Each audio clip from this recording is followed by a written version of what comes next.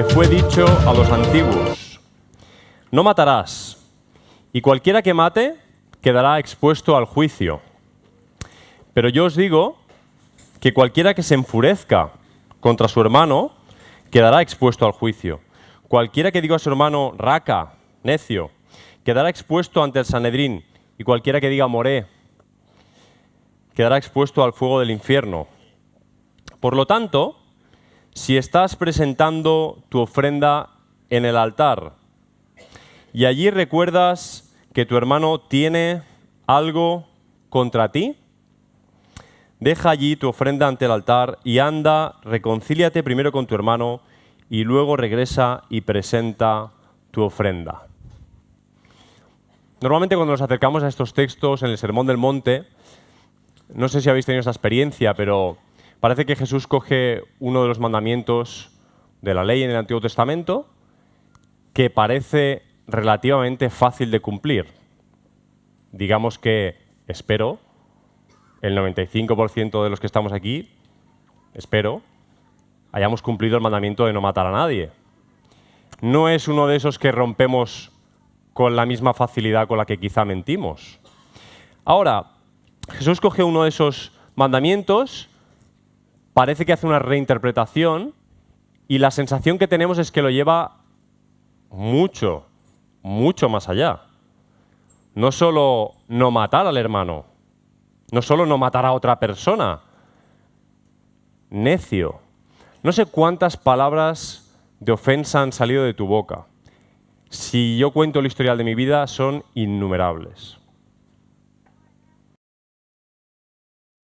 A estar orgulloso, pero ¿cuántas ofensas? ¿Cuántas veces habré ofendido a los demás? Y muchas queriendo, lamentablemente. Desprecio, falta de amor, desavenencia, en medio de una situación común entre nosotros, aquí, en el ámbito de la Iglesia, que es la ofrenda. Ahora, dudo mucho que cuando Jesús está pensando en estas palabras, esté pensando solo en la ofrenda, es decir, estrictamente en la ofrenda económica. Ponte en la situación.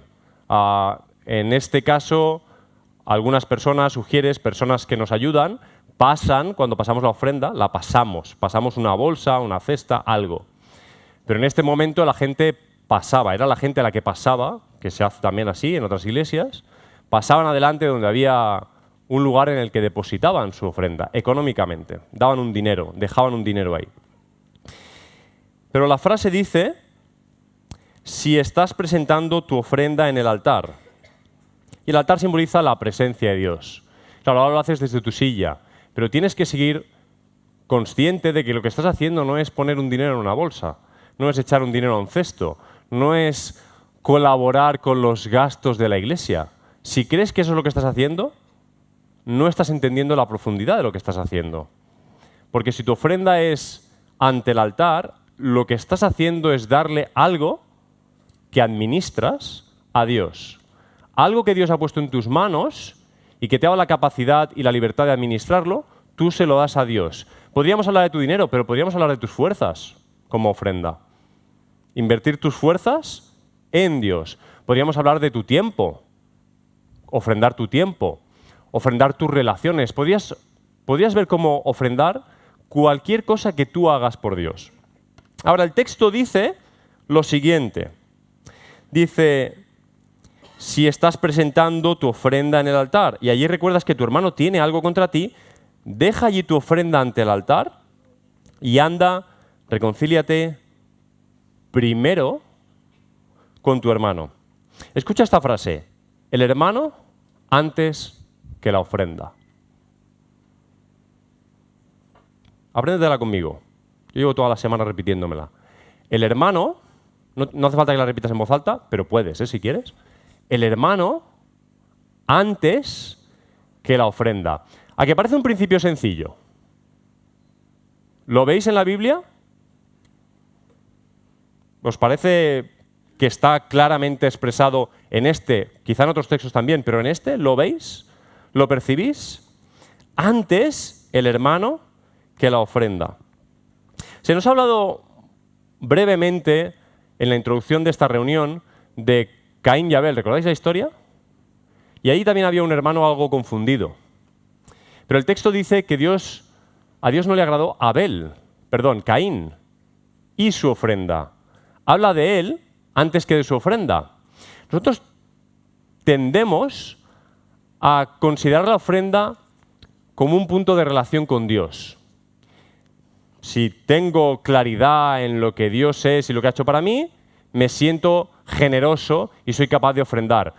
Insisto que cada vez que hable de ofrendar, necesito que pienses no solo en el dinero, sino en tu tiempo, tu esfuerzo, tus dones, tu vida. Caín estaba confundido y su corazón se expresó rápidamente. Hermanos, no en una ofrenda equivocada, no en una ofrenda como si las frutas no hubieran sido unas buenas frutas o hubiera sido cualquier cosa. Al principio de la reunión se nos decía ofrendar lo mejor. Y tenemos textos en las Escrituras en los que Jesús llama la atención sobre, por ejemplo, una viuda que echa ofrenda de lo que ella misma necesita. Lo mejor para Dios no es necesariamente lo que más brilla, lo mejor para Dios no es necesariamente lo más bonito, lo más estético, no es necesariamente más cantidad. En ese texto Jesús pone por encima que esa viuda está dando de su propio sustento.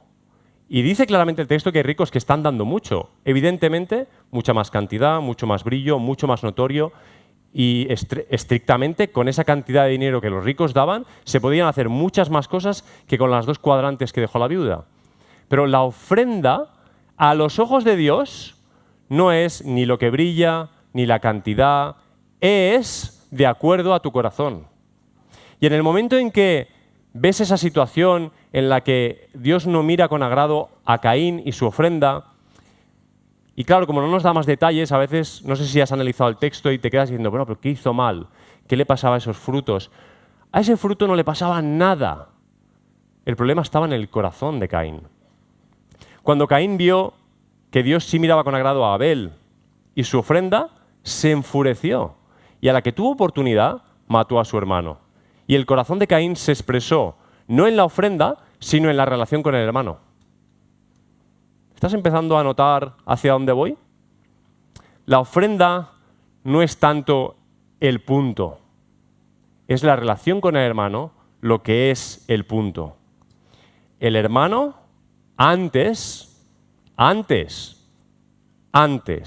primero que la ofrenda. La distancia que hay entre el necio en tu boca y el asesinato en tu mano te puede parecer una distancia gigantesca, pero en el corazón no es tan grande la distancia. Si pudiéramos matar con la mirada, el mundo estaría lleno de asesinatos. Si pudiéramos matar con el pensamiento, el mundo estaría lleno de homicidios. No habría detectives en el mundo, no habría suficientes series de Netflix investigando. Si pudiéramos matar con el pensamiento, con el corazón, la mitad de la iglesia estaría muerta, matada por la otra mitad. La ofrenda y el hermano no caminan en paralelo. No puedes vivir una vida de la siguiente manera. Vas viviendo tu vida cristiana con hermanos al lado y ofrendando a Dios en paralelo, considerando que las dos cosas son iguales, que las dos cosas son igual de válidas, que están en el mismo lugar, porque para Dios no lo están. No lo están.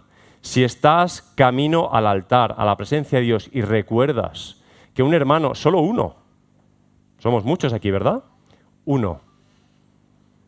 Dios dice, deja ahí esa ofrenda, déjala. Ve a tu hermano, ve a tu hermana. Está antes, está primero. Tu corazón se revela en las relaciones con tus hermanos, no en tus ofrendas, no en lo que haces por Dios, no en lo que ofrendas a Dios tu capacidad, tu ministerio, tus dones, el brillo de lo que sabes hacer. No. ¿Cómo miras a tu hermano? ¿Cómo te relacionas con él? Está antes. La relación entre ambas cosas, es decir, la ofrenda y el hermano, es también una expresión, un símbolo de la relación entre nuestra relación con Dios y nuestra relación con los hermanos. ¿Recuerdas Lucas 15? La famosa parábola del hijo pródigo, del padre pródigo. ¿La recuerdas? Tenemos un hermano enfurecido, Un hermano al que le parece que el otro hermano vive una vida disipada, vergonzosa, pero ¿con quién está enfadado ese hermano? ¿Lo recordáis? Está enfadado con el padre. Y si miras con atención el texto de Abel y Caín, te darás cuenta que lo que enfurece a Caín es su relación con Dios. Cuando ve la relación de Dios con Abel, es cuando se enfurece. Porque es lo que él desea. Es lo que él no tiene. Es su inseguridad. ¿Y por qué este sí? ¿Qué tiene él que yo no tenga? ¿Por qué miras con agrado a él? ¿Por qué no me miras con agrado a mí, Dios? Mira conmigo estos versículos en Primera de Juan. Son tan claros, son tan sencillos, son tan nítidos estos textos que apenas necesitan interpretación. Apenas necesitan interpretación. Mira, Primera de Juan, capítulo 4, versículos 20 y 21. No he oído dos interpretaciones diferentes de este texto. Si alguno dijera, amo a Dios y voy a dar por hecho que estamos aquí porque amamos a Dios, queremos amarle, sí, nos sabemos pecadores, torpes, lo que quieras, pero estamos aquí, no estamos en la playa. Estamos aquí porque hay algo en nuestro corazón por Dios. Amor imperfecto, pero amas a Dios. Por lo menos concédete eso. Si alguno dice, amo a Dios y aborrece a su hermano, es mentiroso. No sé cómo interpretarlo. Es tan corto, tan conciso, tan sencillo. Tú dices, y lo has dicho cantando. No sé si lo has dicho de corazón, pero por lo menos lo cantábamos hace un momento, que amamos a Dios. Pero si tú dices eso y no amas a tu hermano, si aborreces a tu hermano, que me cuesta decirlo, pero eres un mentiroso. Pero no te ofendas, te estás engañando a ti mismo en primer lugar. No te estoy acusando de, estás aquí jugando conmigo. No, estás jugando contigo mismo. Estás jugando con Dios. Estás jugando con los demás. No te das cuenta. El texto sigue diciendo, porque el que no ama a su hermano, porque tú dices, bueno, yo no le aborrezco. Y a veces nos hacemos esas trampas religiosas. Si dices que amas a Dios, pero aborreces a tu hermano, no, yo no le aborrezco. Eso es muy feo, eso de aborrecer. Pero el texto dice, luego, porque el que no ama a su hermano. ¿Sabes? Aborrecer, en el diccionario de la Real Academia de Lengua Española, no es otra cosa que tener aversión por alguien. En este caso, por alguien. Es decir, no es nada concreto. Te aborrezco. No hay nada concreto que te esté haciendo, ¿sabes? No implica ni una agresión física, ni verbal, no hay algo concreto. Es aversión, aversión por tu persona. Justo lo contrario, o una de las formas en las que podrías expresar lo contrario, que amar. El que no ama a su hermano, a quien ha visto, no puede amar a Dios. Escucha esto de no puede. No puede amar a Dios a quien no ha visto. Y este mandamiento tenemos de parte de Él. El que ama a Dios, ame también a su hermano. Y mira lo que dice el capítulo 2, versículos 10 y 11. El que ama a su hermano permanece en la luz, y en él no hay tropiezo. Esto ya no sé cómo interpretarlo. Porque tú puedes amar a tu hermano, pero puedes pecar de otras formas.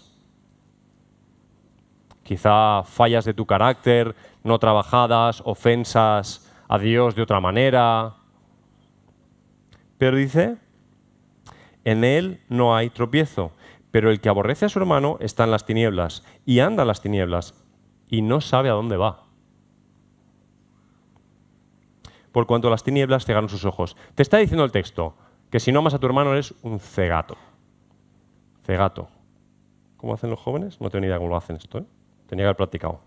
Necesitan unas gafas que no existen. Estás ciego. ¿Estás ya bastante sacudido o todavía no? Si no amas a tu hermano, estás ciego. Ven el martes al grupo, el miércoles a la escuela bíblica, el jueves a oración, los lunes a Amor en Acción, los viernes, ¿qué es los viernes? La vigilia, este viernes hay vigilia. Vente el viernes a la vigilia. El sábado, hombres, mujeres. El domingo, no hay culto por la tarde. Búscate una conferencia en YouTube. Ofrenda, diezma. Pero si no amas a tu hermano, estás ciego. No has entendido lo que Dios quiere de ti. No lo has entendido.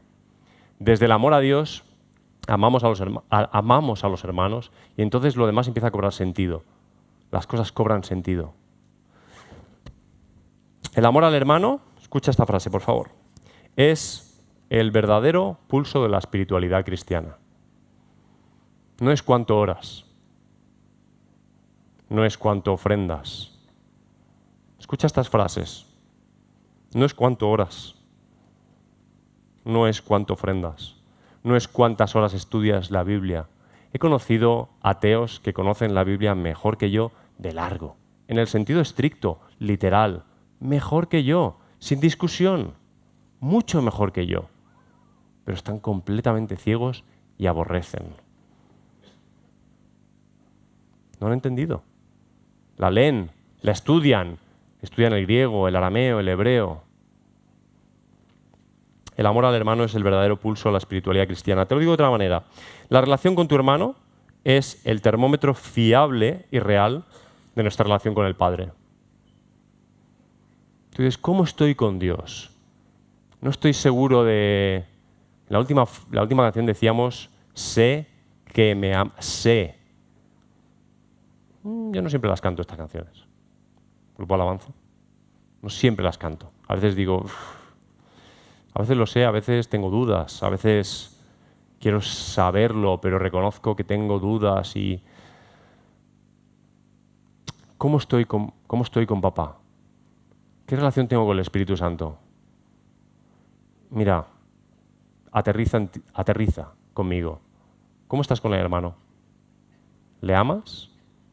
¿Amas a los demás? ¿Tu amor proviene del Señor? ¿Los demás están antes que tú? Así estás con Dios. Porque todo aquello que hagáis a uno de estos pequeños, a mí me lo hacéis. Esas son palabras de Jesús. Dime, ¿qué puedes hacer por Dios? Estrictamente, ¿qué necesita Dios? ¿Hay algo que necesite de ti? ¿Él no estaba ya en su gloria antes de la creación? ¿No era perfecto? ¿No estaba en armonía como Dios trino? ¿No se gozaba Padre, Hijo y Espíritu? ¿Había algún defecto en él? ¿No llegaba a fin de mes? ¿Necesitaba canciones para sentirse bien? Dios no nos necesita.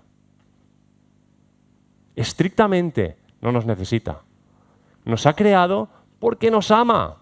Nos ha creado por el placer de tener una familia que se proyecta de forma imperfecta en el deseo que tenemos nosotros a veces de tener hijos. ¿Por qué tenemos hijos? Y da mucho trabajo eso. Porque deseamos amar, deseamos compartir amor. Eso teniendo un hijo en el sentido correcto, sabemos que se tienen de muchas formas incorrectas también. ¿Tú quieres saber cómo estás con Dios? Pregúntate honestamente cómo estás con el hermano. No con el simpático, no con el que te cae bien, con cualquiera. Porque si quieres ir a dar una ofrenda al altar, pero tienes un problema con uno, piensa en ese. ¿Cómo estás con ese hermano? Con esa hermana. A menudo intentamos, y digo intentamos, porque no lo conseguimos, pero a menudo intentamos utilizar la ofrenda para estar en paz con Dios. No la ofrenda económica, sino sacrificios de alabanza. Hoy también hemos dicho eso, ¿no? Cantando hoy la primera canción, sacrificios de alabanza. Estaba pensando... Las hemos elegido ahí a conciencia hoy. ¿Qué problema hay en hacer sacrificios de alabanza? Ninguno. Ahora, si con ese sacrificio de alabanza estás intentando acallar al Dios de la ira que te va a castigar porque tú conoces tus pecados, entonces tienes un problema. Estás intentando utilizar la ofrenda para estar en paz con Dios. Mira, Dios, es verdad, en esto y en esto soy imperfecto, lo reconozco. No sé cómo solucionarlo. Te voy a cantar unas canciones que te gustan, como para nivelar la balanza. Piénsalo, porque tú dices, objetivamente ninguno hace eso. Estás pensando, deja ya de decir simplezas, todos sabemos esto. Sí, pero escarba en tu corazón. Escarba un poco más allá. Escarba. Ya, siempre tengo que decir alguna, me cachis. Los de vídeo luego, cortad. Escarba. Mira más adentro. Mira profundo. ¿Estás en paz con Dios? ¿Estás tranquilo? ¿Tienes una relación pacífica con tu Padre? Lo que hacemos como un sustituto de lo que somos. Como no consigo ser como Cristo quiere que sea, hago lo que Él quiere que haga para quedarme tranquilo. No doy la talla como persona. En mi identidad en Cristo no doy la talla, soy consciente. Entonces voy a hacer aquellas cosas que sé que a Jesús le gustan. ¿Qué le gusta? Que vaya a la iglesia. Voy a la iglesia. ¿Qué quiere de mí? Que me bautice, me bautizo. ¿Qué quiere de mí? Que aprenda Biblia. Voy a estudiar la Biblia. ¿Qué quiere de mí? Que sea bueno, simpático, gentil. Me esfuerzo en ello. Pero lo que eres, el problema de Caín no era lo que hacía, era lo que era. ¿Me estás siguiendo? Era quién era él, no lo que hizo. Lo que hizo solo era al final una expresión de quién era. Y todo lo que tú haces no deja de ser una expresión de quién eres, lo bueno y lo malo.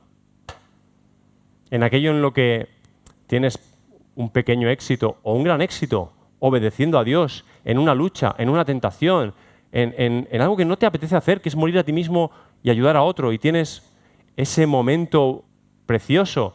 Y luego el lamentable, en el que solo se te ocurre la frase de Pablo de miserable de mí, ¿sabes? Y dices, lo que no quiero, eso hago.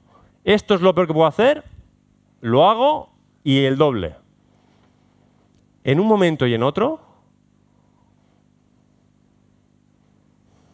por favor, no es lo que haces, es lo que eres. No es la ofrenda, es tu hermano. Porque tu hermano es una identidad. Yo tengo una sola hermana, en la carne me refiero, en sangre, genética. Mi hermana es mi identidad. No solo genéticamente compartimos ADN, sino que ella me dice quién soy. Ella me define como persona. Dios es tu padre y te define como hijo. Y eso es lo que eres. Lo que haces se hace a partir de esa realidad. El problema que tenemos los cristianos normalmente no es que hacemos el mal, que lo hacemos. El problema que tenemos es que no hemos entendido bien quién somos. Es una cuestión de identidad. El hermano está antes que la ofrenda. El hermano está antes que la ofrenda. ¿No te lo crees? Lee conmigo Marcos, capítulo 7. Versículo 10. Está Jesús hablando con unos fariseos. Y cuando habla con los fariseos, tú ya sabes de qué lado posicionarte. Vas con Jesús, sí o sí. Sabes que los fariseos van a pillar. Está Jesús hablando con ellos y les dice, Moisés dijo, honra a tu padre y a tu madre. ¿Sabéis qué significa esto de honrar en el Antiguo Testamento? Porque en el mundo moderno solo lo consideramos como tratarles bien. Pero en el texto, honrar también significa esto. Porque en esta realidad no había beneficios al llegar a la tercera edad. No había gobiernos que pagaran una pensión, como pronto volverá a suceder. Hijos, honrad por favor a vuestros padres. Esta es la realidad, que honrar no solo significa tratar bien, con cariño, no decirle raca, ni lo otro, sino que si tu padre y tu madre tienen una necesidad, el primero que tiene que estar ahí eres tú. El primero. El Nuevo Testamento también habla de eso, por cierto, en otro lugar, específicamente de eso. Honra a tu padre y a tu madre, y el que maldice a padre o madre, ciertamente muera. Contundente, ¿verdad? Jesús les dice, Moisés dijo esto, pero vosotros decís, y le dice a aquellos que están enseñando al pueblo, vosotros decís, si un hombre dice, imagínate ahora a este fariseo hablando, ¿no? Si un hombre dice a padre o a madre, papá, mamá, cualquier cosa con que pudieras beneficiarte de mi parte es corbán. Corbán. Claro, Marcos tiene que hacer un paréntesis ahí y explicártelo. Porque este es un término religioso, ¿sabes? Es cuando los predicadores empezamos a sacar el griego y el hebreo y decimos palabrejas como alelon, por ejemplo. Decimos alelon, alelon. ¿Esto qué es? Pues ellos decían corbán. Y era un término casi mágico. Literalmente era ofrenda o una forma de ofrenda. Pero lo que está diciendo Jesús es que esta gente le dice a un padre o una madre que a lo mejor tiene necesidad, que a lo mejor no tiene de comer, que a lo mejor necesita de la ayuda. Los fariseos le están diciendo a las personas: si tu padre y tu madre tienen necesidad, pero tú le dices a tu padre y a tu madre: mira, papá, mamá, yo quisiera ayudarte, pero mi presupuesto es limitado y tengo que diezmar en la ofrenda, en la iglesia. Tengo que diezmar, tengo que ofrendar. Y eso es para Dios, eso es intocable. Intocable. Así te mueras de hambre. ¿Estás entendiendo lo que estoy diciendo? Así te mueras de hambre, papá y mamá. Eso es intocable, porque es corbán, es para Dios. Y Jesús dice: ya no lo dejáis hacer nada por el padre o por la madre. Y mira el versículo 13. Invalidando la palabra de Dios con vuestra tradición que transmitís y hacéis muchas cosas semejantes a estas. No puedo darle más énfasis a lo de muchas. Te voy a volver a explicar la situación. La gente en la iglesia del primer siglo, los que lideraban, los que enseñaban, le decían a la gente: el templo es caro, el mantenimiento del templo es muy caro. Tener estas ofrendas votivas, estas flores, pagar a tantos levitas para que toquen, todo esto cuesta muchas perras. Así que, por favor, no olvidéis vuestras ofrendas. No las olvidéis. Y si estáis apurados económicamente y se dan circunstancias que la ley refleja, como por ejemplo que honres a tu padre y a tu madre, tranquilo, no pasa nada. Dios está antes. ¿A qué suena bien? ¿A qué suena correcto eso de que Dios está antes? Suena correcto. Y es correcto, pero hay que entenderlo correctamente también. Claro que Dios está antes, pero es que Dios no dice eso. Ese es el tema. Precisamente porque Dios está antes, es que hay que atender a lo que Dios dice y no a nuestras tradiciones religiosas. Hoy tenemos que llamarlas evangélicas. Las nuestras no son las de los fariseos, no son las de los católicos, son las nuestras tradiciones evangélicas. Y tenemos algunas. Lamentablemente tenemos algunas de estas tradiciones. Pero lo que está diciendo Jesús es el hermano antes que la ofrenda. El hermano necesita antes. No vengas con tu ofrenda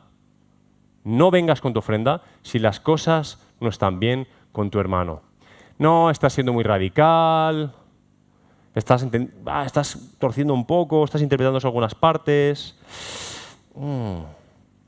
Vale, Mateo 23, 23. Os lo leo. Dice lo siguiente. Un solo versículo. Hay de vosotros, escribas y fariseos, hipócritas, que diezmáis la menta, el eneldo y el comino. ¿Tienes de estas cosas en casa? ¿Comino? ¿Eneldo? Hoy día venden unos potecitos así, pequeñitos. Valen una ridiculez. 70 céntimos un potecito de comino. ¿Te imaginas a la gente diezmando esto? Para ellos era la planta probablemente, recogían el campo y tal. Eran tan radicales en su seguimiento a Dios que lo diezmaban todo. Si le regalaban un chicle, le cortaban la 10ª parte y lo regalaban al templo. Porque amaban a Dios. Pero dejasteis, dice el versículo, lo más importante de la ley: la justicia, la misericordia y la fe. Y lee bien esta frase, que es donde muchos se pierden. Esto era necesario hacer sin dejar aquello. Esta frase para los que dicen que lo del diezmo es un invento del Antiguo Testamento. Esto era necesario hacer sin dejar de hacer aquello. Nos hacemos esta trampa los cristianos. Hacemos cosas que están bien, que son buenas, pero las que sabemos que Dios nos pide, las tapamos con cosas buenas. Claro, si tú en vez de hacer lo que Dios te pide, robas, no hay donde esconderse. ¿Verdad? ¿Sabes? O sea, no, es que estás robando, chico. Mira, no robarás. Pero cuando tú, en lugar de hacer lo que Dios te pide, haces cosas buenas, pero que no son las que te pide Dios. Tú estás ahí, a ver, tengo 300 gramos de eneldo, 30 gramos para el Señor. 40 gramos de comino, 4 gramos para el Señor. Nadie te dice que no lo hagas. Pero si no haces justicia, no haces misericordia y no tienes fe en ese Dios, ¿qué necesita tu eneldo y tu comino? ¿Qué va a hacer con él? ¿Qué va a hacer Dios con eso? Atiende bien a lo que Jesús le dice a esta gente. Dejad ya, por favor, de confundir la ofrenda y el hermano. No confundáis más las cosas. No se trata de darle una patada a la ofrenda, esto no sirve para nada. No, la Biblia habla clarísimamente de la ofrenda, de la económica y te digo más, de tu vida. Tú tienes que ofrendar tu vida. Tu vida ya no es tuya, no te pertenece. Hablar de tu dinero es casi una ridiculez. Tu vida no te pertenece. Es un regalo de Dios que debes administrar. Tu vida es una ofrenda para Dios, toda ella. Pero no eres un poco exagerado, ¿vale? Isaías, capítulo 1. Radical, fanático. Dios le dice al pueblo, a su pueblo, no a los extraños, no a los de fuera, a su pueblo. No te leo los 7, 8 versículos seguidos, pero te leo partes. ¿De qué me sirve, dice Yahvé, la multitud de vuestros sacrificios? Seamos un poco fríos por un momento, aunque te duela un poco por aquí. ¿Qué hace Dios con la alabanza esta mañana? Estrictamente con las canciones, con los do, los res, los mis, tu canto. ¿Qué hace Dios con eso? ¿Qué hace? Estaba esperando ayer, sábado, estaba mirando su reloj diciendo, a ver si llega mañana que me canten, porque lo necesito, me siento mal, necesito que mi pueblo me cante. Y estoy hablando para gente adulta. Dios no necesita tus canciones. Y hay momentos en los que Dios le dice a su pueblo, ¿de qué me sirve la multitud de vuestros sacrificios? ¿Quién había pedido en primer orden esos sacrificios? Los ha pedido Él. El problema no es el sacrificio en sí mismo. El problema es el corazón del pueblo. El problema es la razón por la que haces las cosas, lo que hay detrás. Aún te digo más. Harto estoy de tus holocaustos. Harto. Me encanta esa palabra. No quiero sangre de bueyes ni de corderos. ¿Quién demanda esto de vuestras manos? Me encanta la primera frase del 13. No sigáis trayendo ofrendas inútiles. ¿Alguna vez te has planteado que tu ofrenda es inútil? Te dices, bueno, algo harán con el dinero que ponemos ahí. Bueno, Monse te lo explica a final de año. Algo harán con mi tiempo, ¿no? Si estamos todos juntos haciendo esto, para algo servirá, algo...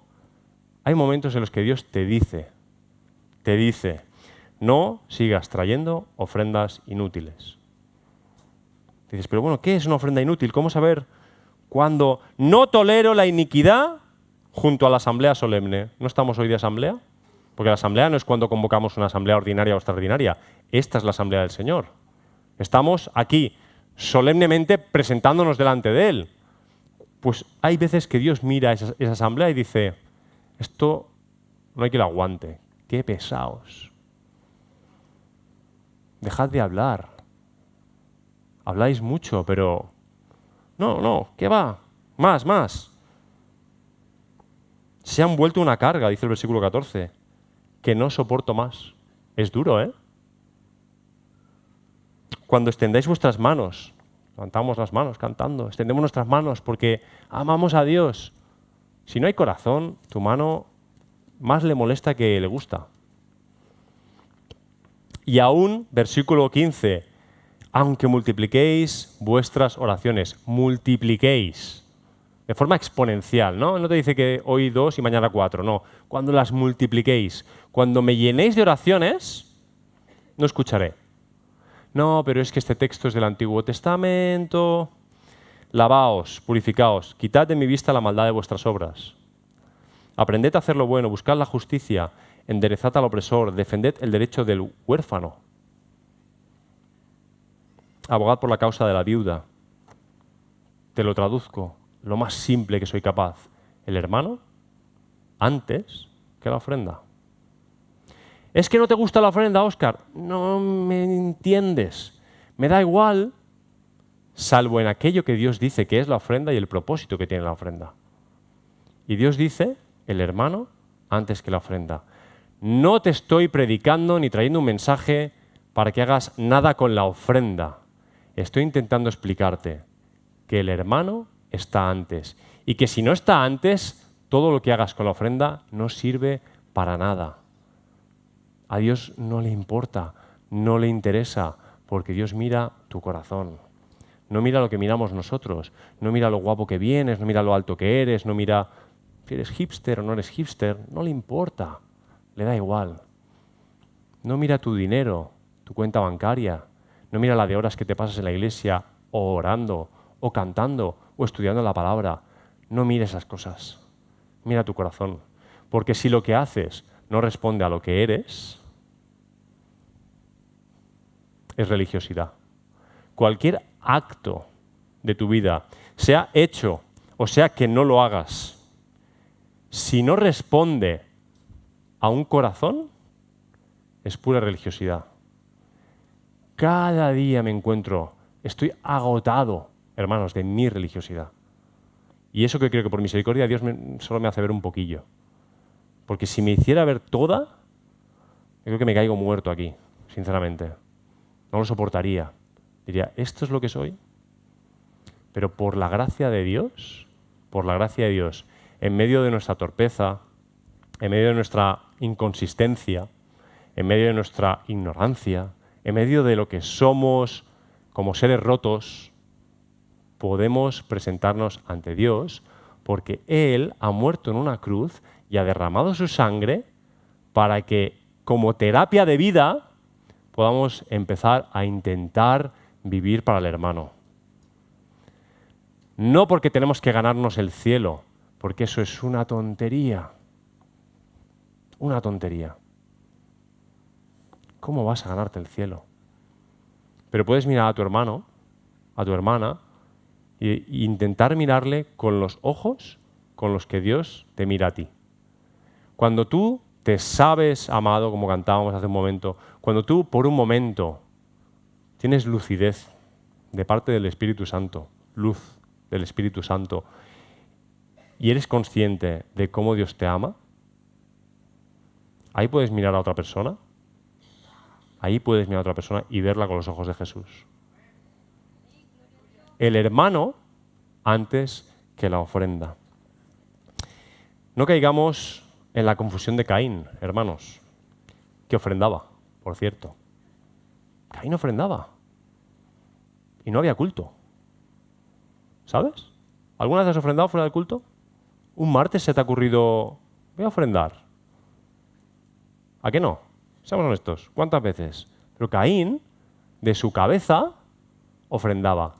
Porque quería tener una buena relación con Dios. Pero estaba confundido.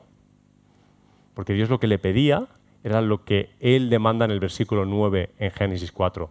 ¿Dónde está tu hermano? ¿Haces justicia con tu hermano, Caín? ¿Tienes misericordia con tu hermano? ¿Confías en mí que estoy trabajando en tu hermano? ¿Eres capaz de ver a Abel con mis ojos, Caín? Eso es lo que espero de ti. Que tu hermano esté antes que la ofrenda. Y este mensaje es un mensaje introductorio. Es la introducción a 7 semanas en las que vamos a estar pensando en el hermano y en la hermana. La palabra griega que os comentaba antes, que es muy graciosa, alelon, a mí me hace mucha gracia. En verdad tiene un acento, es alelon, pero yo ya llevo tiempo diciendo alelon y ya no hay quien me corrija. Aparece 100 veces en el Nuevo Testamento. Escucha bien, 100. Número perfecto, ahí redondo, plan. 100 veces. 100 veces. Algo nos está indicando la cuestión. Hay 27 libros en el Antiguo Testamento.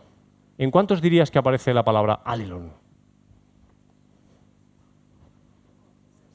¿60? Pues si solo hay 27. Hombre, no. Te lo voy a decir. En 21 de 27. Todos los autores del Nuevo Testamento, todos, menos un tío que se llama Judas, que no era el Judas traidor, pero algo se le debió pegar, todos, menos ese, escriben esa palabra en sus escritos. Amaos los unos a los otros, perdonaos los unos a los otros, orad los unos por los otros. Cada vez que dicen eso, amaos, alelón, perdonaos, alelón, unos a otros, unos a otros. En español son varias palabras, en griego solo es una. Menos 6 libros. Y dije, me da curiosidad, ¿qué libros serán? Pues mira, 3 de esos libros solo tienen un capítulo. Filemón, Tercera de Juan y Judas. O sea, un capítulo, es que no les dio tiempo. Cuando entraba la palabra, se les acabó el libro. Las 2 cartas de Timoteo, que ahora empiezo a plantearme si son lícitas o no ya, a lo mejor no tendrían que estar, y segunda de Pedro. Captáis mis bromas, ¿no? Es humor catalán, si no, ya nos iremos conociendo, no pasa nada.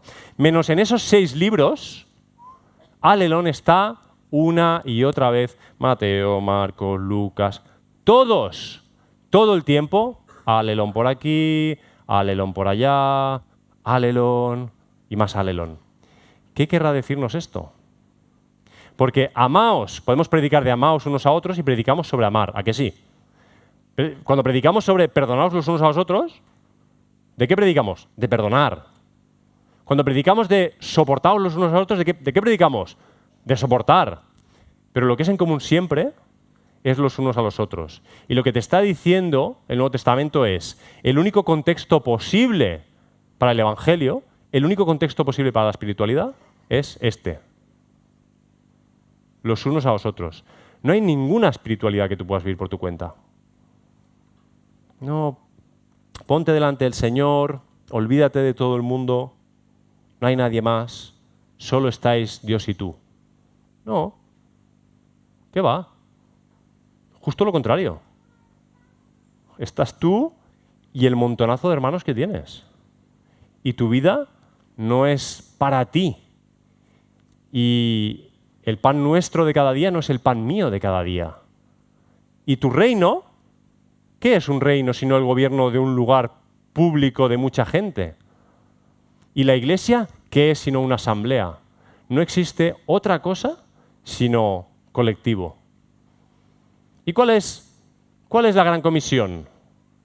¿Id? ¿Para qué? Pues gente, ¿no? Hay otras personas. ¿Y los mandamientos tienen que ver solo contigo? No matarás, no puede ver solo contigo, a no ser que sea asesinato. Y no robarás, a alguien robas. Y no ofenderás a alguien, y no adulterarás, con alguien adulterarás. Siempre tiene que ver con los demás. El hermano antes que la ofrenda. Antes que la ofrenda. Antes. No en lugar de. No nos engañemos. No hay otro contexto para la vida espiritual que las personas que tienes alrededor. Este culto no es un evento de domingo para venir, satisfacernos en unas canciones, en un mensaje, y luego ya podemos ir a casa tranquilamente, descansados, en paz. Si tu vida no es una vida para los demás, espero que esta serie de predicaciones te hagan reflexionar, porque el hermano está antes que la ofrenda.